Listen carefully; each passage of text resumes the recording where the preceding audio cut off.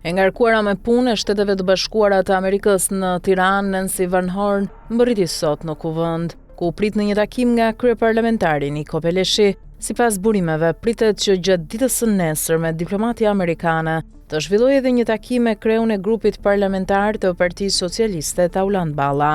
Takimet e Van Horn zhvillohen një ditë pas mbledhjes së grupit parlamentar të Partisë Socialiste, ku propozua një ndryshim ligjor në nenin 242 të kodit të procedurës penale. Socialistët me në krye kryeministrin Edi Rama kanë bërë të ditur se synojnë të ndryshojnë këtë nen, duke parashikuar heqjen e së drejtës së gjykatave për të marrë masa pezullimi nga detyra ndaj kryeministrit, ministrave, presidentit të Republikës, avokatit të popullit dhe kreut të kontrollit të lartë të shtetit. Ndryshimet ligjore të propozuara vinë pasi gjykata kushtetuese rrëzoi për mungesë quorumi pretendimet e Ramës se pezullimi i Belinda Ballukut nga gjykata e posaçme ishte shkelje e kushtetutës.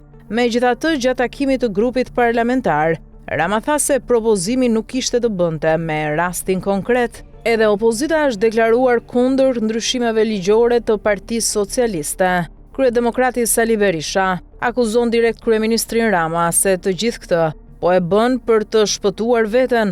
Për demokratët, kjo është kapje e sistemit të drejtësisë. Megjithatë, vizita e amerikanëve në kuvend, pikërisht një ditë pas propozimeve të ndryshimeve ligjore, tregon shumë. A do të munden ata ta ndalin kryeministrin në këtë hap dhe t'i dalin edhe një herë tjetër në mbrojtje drejtësisë?